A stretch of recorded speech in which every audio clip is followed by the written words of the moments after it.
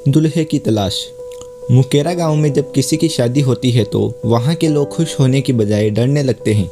वहाँ कभी भी किसी की शादी होती है तो गांव में किसी न किसी की मौत भी होती है। कहते हैं यहाँ जब किसी की भी शादी होने वाली होती है तब एक दुल्हन की आत्मा यहाँ घूमने लगती है। दिलीप आज सुबह ही अपने दोस्त विनीत के गाँव आया है क्योंकि 5 दिन बाद विनीत की शादी होने वाली थी। सुबह दिलीप विनीत के घर में बैठे बैठे ऊब सा गया था और तभी दिलीप विनीत से बोलता है, भाई कब से यहाँ बैठे हैं, कम से कम तू मुझे अपना गांव ही घुमा दे। विनीत समझ गया था कि यहाँ बैठे बैठे ऊब गया है, इसलिए विनीत भी हाँ बोल देता है और अपने घर से बाहर जाने लगता है। दोनों को बाहर जाता देख विनीत की मम्मी बोलती है, कहाँ जा रहे हो बेटा तुम दोनों इस समय। विनीत अपनी मम्मी की बात का जवाब देते हुए बोलता है, कहीं नहीं मम्मी, बस दिलीप को अपना गाँव घुमाने ले जा रहा हूँ। विनीत की मम्मी बोलती है, ठीक है पर रात होने से पहले आ जाना, तुझे तो पता ही है अपने गांव के बारे में। विनीत जवाब देते हुए बोलता है, हाँ मम्मी मुझे पता है। इतना बोलकर विनीत दिलीप को अपना गांव घुमाने चला जाता है। विनीत का गांव काफी बड़ा और सुंदर गांव था, काफी चहल पहल थी। उस गांव में दिलीप को भी काफी मजा आने लगा था।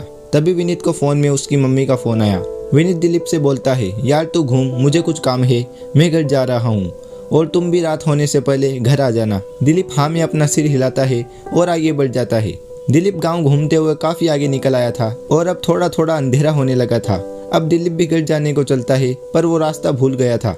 दिलीप विनीत से रास्ता पूछने के लिए अपना फ़ोन अपनी जेब से निकालता है और अपनी किस्मत को कोसते हुए बोलता है, यार 1% बैटरी बची है, काश बात होने के बाद ही फ़ोन स्विच ऑफ हो। ये बोलकर दिलीप विनीत को फ़ोन करने लगता है। दूसरी ओर से विनीत फ़ोन उठाकर गुस्से में बोलता है, अबे यार कहाँ है तू, अभी तक गाँव में रात को घूमना सही नहीं है। दिलीप विनीत की बात का जवाब देते हुए बोलता है, भाई पहले मेरी बात तो सुन ले, मैं यहाँ। दिलीप ने इतना ही बोला था तभी दिलीप का फ़ोन स्विच ऑफ हो जाता है।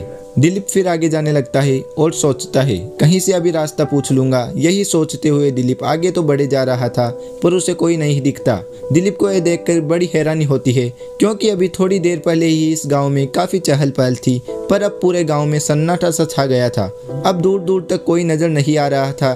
दिलीप इधर उधर चले ही जा रहा था पर वो विनीत के घर का रास्ता नहीं ढूंढ पा रहा था।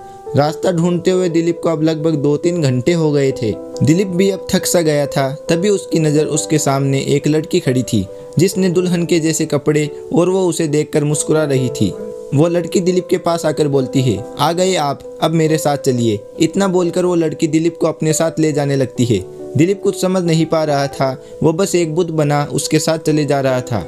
वो लड़की दिलीप को एक सेहरा पहना देती है और उसको एक गड्ढे के पास लेकर जाती है जहां उसने देखा कई सारे कटे हुए सिर पड़े थे और उन सब ने दूल्हे के सेहरे बांधा हुआ था। दिलीप ये देखते ही वहां से भागने लगता है। दिलीप लगातार भागे ही जा रहा था और तभी वो एक ही जगह पर रुक जाता है।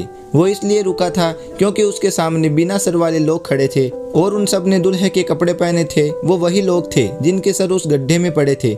दिलीप उनसे बचने के लिए अपने पीछे की ओर भागने को जैसे ही मुड़ा तो उसकी सांसें रुकने सी लगी थी। उसने देखा उसके सामने वही लड़की खड़ी थी और उसके पास दूल्हे के कपड़े थे और वो धीरे धीरे उसके ही पास आते जा रही थी और वो सभी बिना सिर वाले लोग भी उसके ही पास आते जा रहे थे। तभी दिलीप जहाँ खड़ा था वहाँ अचानक से तेज रोशनी हो गई थी। दिलीप ने देखा वो जिस खंबे के नीचे खड़ा था उस खंबे की स्ट्रीट लाइट चलने के कारण ही वहाँ तेज रोशनी होने लगी थी। तभी दिलीप यह नोटिस करता है, जब से वहाँ रोशनी हुई तब से ही वो लड़की और वो सभी बिना सिर वाले लोग वहीं रुक गए थे और दिलीप भी यह समझ चुका था अब उसे बचना है तो उसे वहीं रुकना होगा और दिलीप उसी ही खंबे के नीचे खड़े होकर पूरी रात निकाल लेता है। दिलीप जब विनीत के घर आकर सारी बात बताता है तब विनीत की मम्मी दिलीप से बोलती है, वो दुल्हन की आत्मा इस गांव में कई सालों से है। कहते हैं उस लड़की की जिस दिन शादी होने वाली थी उस ही दिन उसका कत्ल किसी ने कर दिया था और वो जब भी इस गांव में किसी की शादी होती है तो किसी न किसी की जान जरूर लेती है और तुम इसलिए ही बच पाए थे क्योंकि जिस खंबे के नीचे तुम खड़े थे उसमें सफ़ेद रोशनी देने वाले LED लाइट लगी थी और ये कहते हैं कोई भी बुरी शक्ति सफ़ेद रोशनी में नहीं आ सकती।